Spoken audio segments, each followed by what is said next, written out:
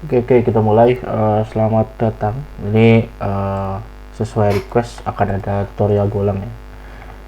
Eh, Buat teman-teman yang belum install Golangnya, mungkin silahkan di download di golang.org.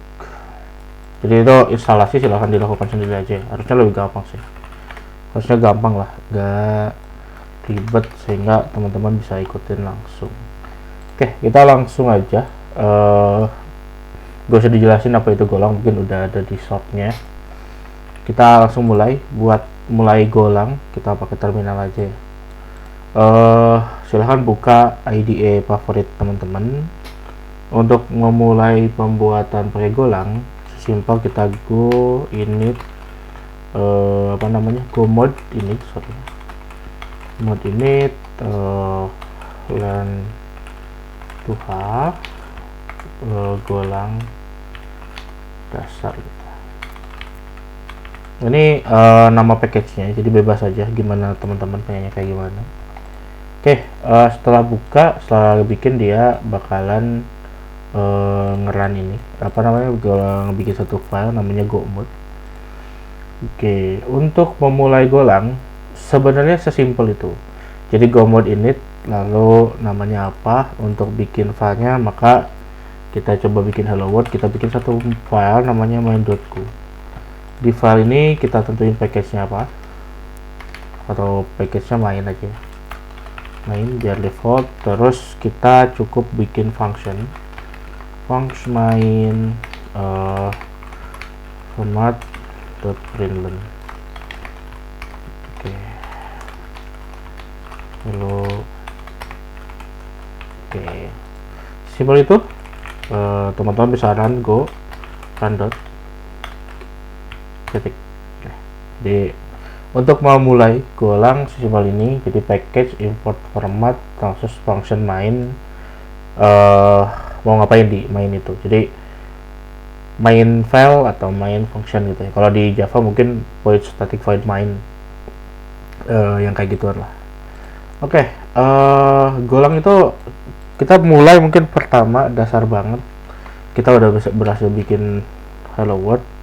Terus yang selanjutnya adalah gimana sih cara bikin variabel ya, selalu mulai dari sana. Kita untuk membuat variabel di Golang cukup bikin var, nama variabel var1, string, tipenya apa, cukup gitu. Itu untuk deklarasi variabel. Kalau mau ngisi variabel sama dengan pemrograman lain, lalu untuk keluarin taka println. Oke, notice di sini ya, kita nggak boleh bikin variabel yang nggak dipakai, karena di Golang itu diusahain semua variabel itu harus dipakai. Jadi nggak boleh nih ada variabel yang dangling bahasanya. Terus di sini juga dikasih tahu kalau misalnya mau langsung di set value-nya, ya udah dibikin di merge aja gitu. Nah, cara nge-merge-nya adalah, jadi ini tuh sama dengan var1.2 sama dengan hello. Nah, ini jadi yang atas ini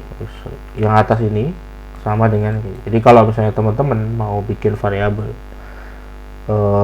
nggak ribet, ya itu dilakukan ini, atau langsung ada isinya ya, ada default value.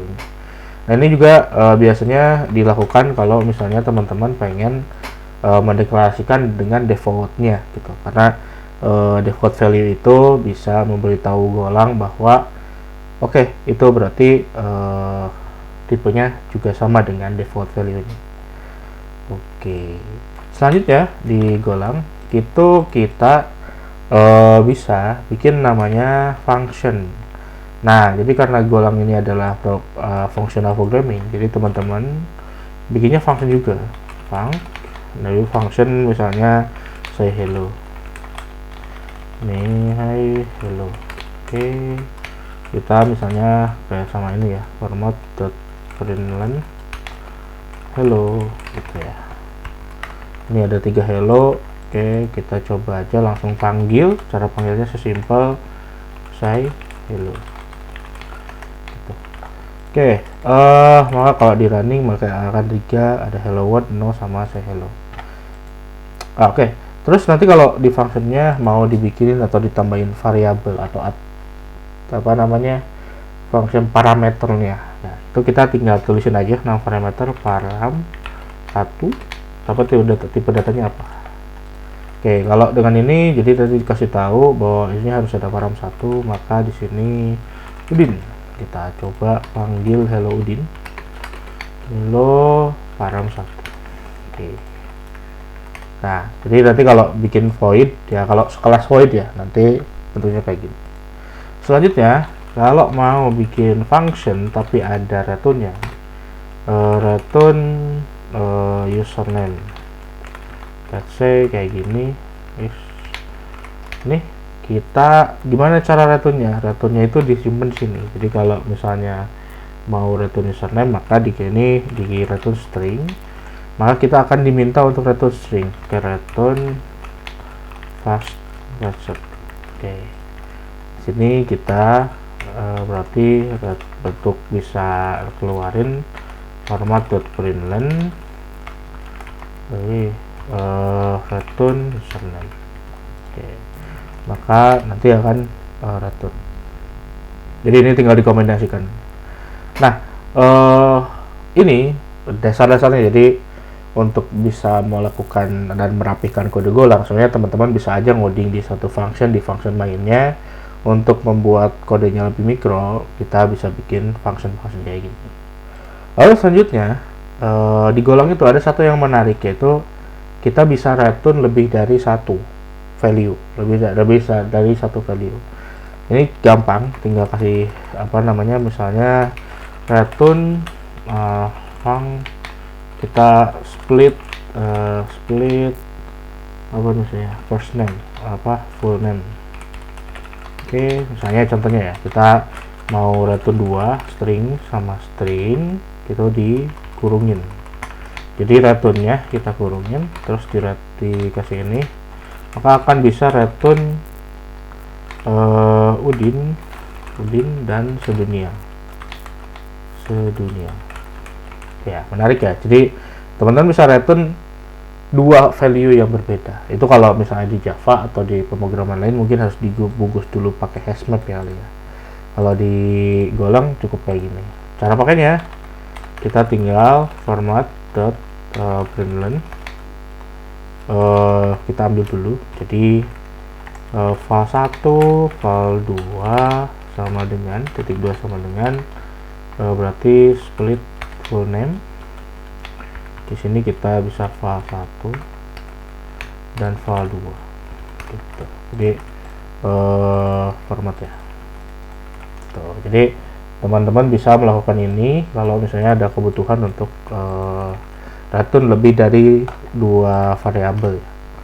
Lebih simpel, lebih apa namanya ya, lebih terstruktur lah jadinya.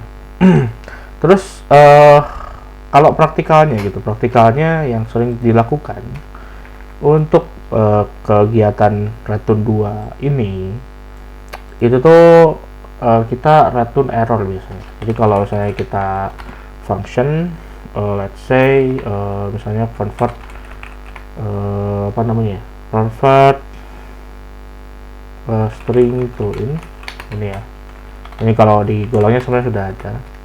Kita kasih contoh aja, kita bikin contohnya. Maka kalau integernya berarti integer, koma error. Nah, error ini akan direturn ketika ada error. Oke, untuk bisa melakukan itu tinggal kita return aja atau apa namanya apa ya, string aku lupa. Convert itu kalau nggak salah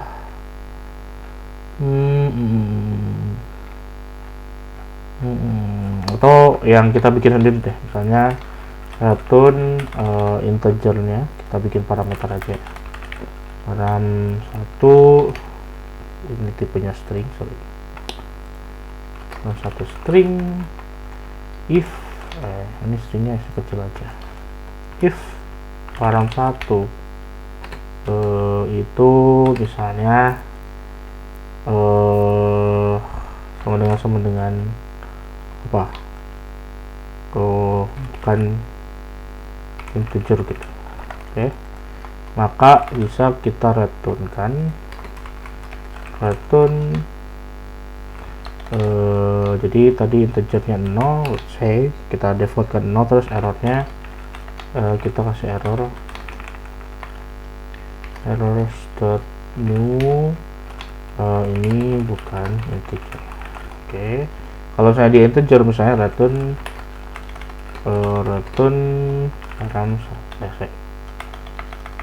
integer RAM 1. Ini kalau nggak salah perlu kita ini ya, ini kita tanya copilot aja, aku lupa integer itu pakai strconf. Oke, berarti strconf atoy. Oke, di sini ada stringnya barang satu. Nah, strconf ini udah pakai format yang sama, jadi kalau misalnya teman-teman buka atau pakai, tidak pakai integer sama error, maka ini langsung plug and play sama atau ini. Tapi kita tambahin untuk mempermudah, kalau dia returnnya bukan integer maka ini bukan integer. Kita coba, berarti di sini kita cobakan file 3 dan 4, maka dia itu adalah convert, dia ambil dari convert string to integer. Yang pertama saya pengen di sini ini ya, di sini ini, terus if file 4 itu tidak nil itu nil ya, nil, maka format.println non file 4. Jadi kita keluarin aja errornya tuh. Nih, kalau misalnya else, kalau misalnya ada, maka format ini tipe luar biasa ini kita file 3. Jadi kalau misalnya ada error maka lu keluarin error, kalau misalnya nggak error maka munculin value yang sebenarnya. Ini bilang bukan integer, terus kalau misalnya kasih 900.000 maka ini akan muncul 900.000 gitu. Jadi untuk penggunaan variable, function sama return value itu simpelnya kayak gitu. Jadi pertama-tama itu yang kita akan pelajari, yang sudah kita pelajari. Oke, thank you atas waktunya. Kita lanjutkan ke video selanjutnya tentang kita coba untuk bikin API, bikin simple request, post get dan seterusnya, biar kita bisa belajar untuk bikin sebuah aplikasi ke depannya. Thank you. Kita lanjutin ya. Selamat malam.